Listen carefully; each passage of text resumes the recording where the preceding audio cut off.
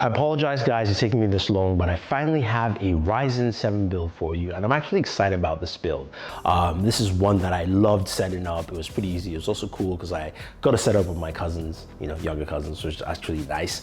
But this is an awesome build. I want to thank everyone who actually helped us with this build, AMD, as well as Thermaltake, HyperX, everyone who sent parts that we used for this build. So I want to thank them very much for that. So let's talk about this build. What do we have here? The first thing, of course, is our Ryzen 7 1700 processor. It's a solid processor, real great performance, also well priced. That's one of the cool things about Ryzen. So if you want to build this similar build, you can go ahead and use our PC part picker link to actually find all the parts there, as well also use our Amazon wish list if you want to purchase it directly and you're supporting us. So besides the Ryzen 7, we also have the MSI X370 motherboard, courtesy of AMD again. Thank you for sending that over.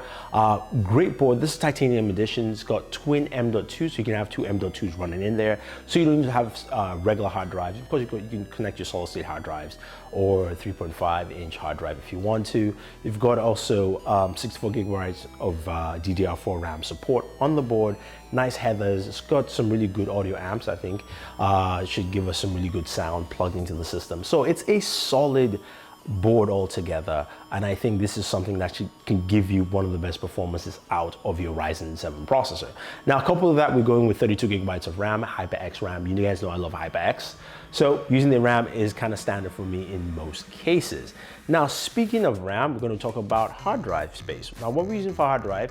Well, we decided to go with an NVMe from Western Digital. Now, I've never used their NVMEs before, and I have to say I was quite impressed because of what you're getting price-wise as well as performance. I've got 512 gigabytes of storage here with NVMe, priced at $198. Really nice because you're getting, the speeds, the read-write speeds are stated at 2,000 read, 800 write. I'm getting about 1,600 to about 1,700 just in my normal use in terms of read speeds. My write speed is about 700 plus, so it's pretty much close to what you're getting off the package. And for that price point, I really can't complain. That's going to be all enclosed in the G21 case from Thermaltake.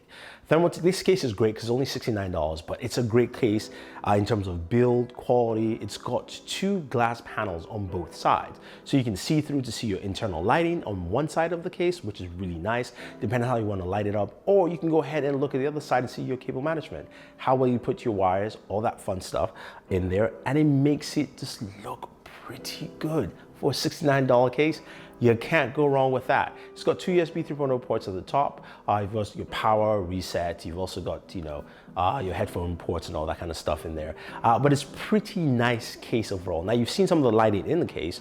One of them, of course, comes from the fans, and that's actually from the Thermaltake Water 3.0 280 CPU cooling system. This is, of course, a 280 millimeter CPU fan system. It can house that. You can also do liquid cooling if you want to. It's enough space, and that's really nice cooler, cools your system. The one thing I've noticed is just a little bit louder on the water pumping. Not too much, but just something I noticed. Just wanted to point that out there. Now, this whole system is going to be powered with a 700 watt Thermaltake PSU. This is the new 80 plus PSU. It's got a 5-year warranty. It's only $59. It's also got RGB lighting on there. That's why I like it, because you can add more lighting to your system. It's got enough power, and you're not paying a lot of money for it. That's the good thing. You can see the lighting effects there. It's a little subtle in there, but it's nice. And of course, you can go ahead and make all those lighting changes if you want to. Now, finally, of course, we need a graphics card, and we decided to go with the EVGA graphics card. This is the GTX 1070. This is a super clocked edition of the GTX 1070, and should give us enough performance for what we want to do. We didn't want to go with 1080. We felt the 1070 you can cut some costs down if you want to cut costs, but still have a lot of power and performance in your system. So this is the whole build. You've got a case that gives you see-through on both sides. You can see the lighting, you can see your cable management. Hopefully, guys, you like my cable management this time. It's a little bit better. But of course, you also have a Ryzen 7 processor in there, 32 gigabytes of RAM, We've got an NVMe, so we want to see how well does the system work. Now, granted, you see there are no hard drives in there. There are no solid-state hard drives or spinning hard drives. We decided to go away from that and just stick with the NVMe because we can get 512 for 198 bucks, which is nice. But the case does have space for that, so you can actually include those in there if you choose to say have, you know, terabytes of storage in there. So that's actually something nice. But I love the look of this case. I love the way it is. I wanted to talk about performance. What do you get with this build as, you know, as a gamer? What's the kind of performance you get? And we're going to be looking at a couple of games. We're going to be checking out Battlefield 1, of course, and of course Mass Effect Andromeda, as well as Doom and the brand new game Lawbreakers, just to see what kind of performance we are getting from all of these games, and if you know everything we build is up to spec to give you that kind of performance over 60 frames per second, or at least that above at a resolution of 2K. So let's jump into some gameplay and check it out. All right, starting with Mass Effect Andromeda. This is set at 3440 by 1440, 2K resolution, ultra wide, and also game is set at ultra. This is pretty much the lowest I've seen this go. So it's about between 40 to about 56, 57 frames per second. Some parts it dips below 40. But we're going to showcase this again at a different resolution for you, just to see what we can do. Now, of course, you can tweak this a little higher by just dropping from ultra, doing down to high.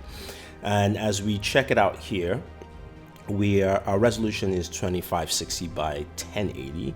It's an ultra wide monitor, the new LG monitor that I do have, and we're doing about 82 frames per second on this. So in Mass Effect open world game, those games can be very tasking. This is where maybe getting a GTX 1080 will get you there instead of the 1070, but you can still get the high frame rates that you want to while playing a game like this. Now looking at Lawbreakers, we can see resolution, everything set at ultra. We're doing 3440 by 1440.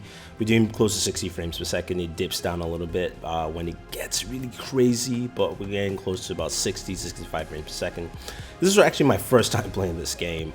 It's a lot of fun, also a little crazy. So I kind of have to get used to some of the game mechanics here.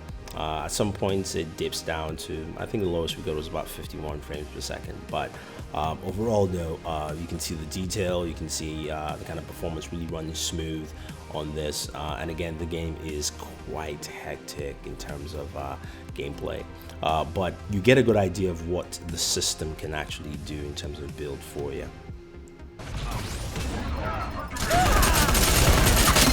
Wow, I am way too good at this.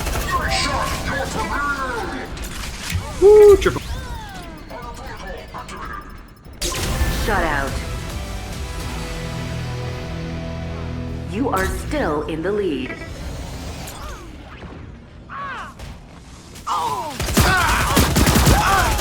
Next up is Battlefield 1, all set at ultra, again 3440 by 1440. You see we're doing well above 60 frames per second, about 72, 71. Dips down into the 60s a little bit. It goes up to about the 80s, 87 max, I believe, actually even 90. But you can see how well this handles. Battlefield 1 is a game, of course, you know, a lot of people play. You can see it quite here. I know some of you probably asked me about Overwatch. Overwatch will be doing in the hundreds. Overwatch is not really a graphically a tasking game, so to speak. So you can definitely see just what you can do here with Battlefield 1. Really nice detail environment, really smooth gameplay. Again, this is the kind of performance you want from a build like this, where you can throw in any game you want to and get pretty much the best out of it in total. So I think that makes a lot of sense. I definitely like it. I really can't complain. I love the fact that I'm getting such high frame rates from a build that actually isn't too expensive. If I can take that guy out before I actually die. And finally, our last game is Doom. Again, all set it on ultra. It's 3440 by 1440. Doom is a game that's really fast-paced. You can see also we're approaching almost 120 frames per second at some points, well above 60. And you need that kind of just fast, fluid movement for a game like Doom, because you're going to need as much as you can just to make sure that at least you don't die while playing the game. But you get the idea of what you can actually do, and of course I died there. But overall though, this system, I was quite impressed with what the kind of performance I'm getting off it. Like I said, the only thing to balance out the performance is if I was going to jump up to 1080, I might do that, or something comparable like the RX Vega 64. That might be something to take a look at to see how well it performs in this build. But I have to say though, I've enjoyed the performance. This thing is stellar.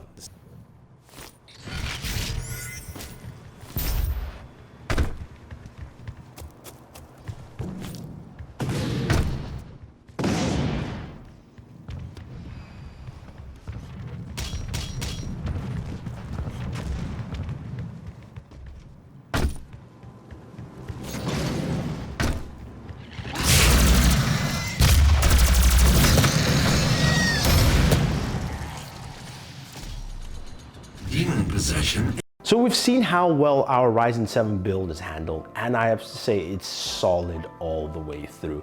This is a spectacular build. We can of course boost this performance if we want to. If we want a GTX 1080, or even if we got the new RX Vega 64. I don't know how it performs, but I definitely will try and add it to this build so you guys can see the 64 or the 56 and see how that performs. But this is a solid build. This doesn't really break your bank, and this is something that you can customize either way you want if you choose to. But the Ryzen 7 processor is here to stay.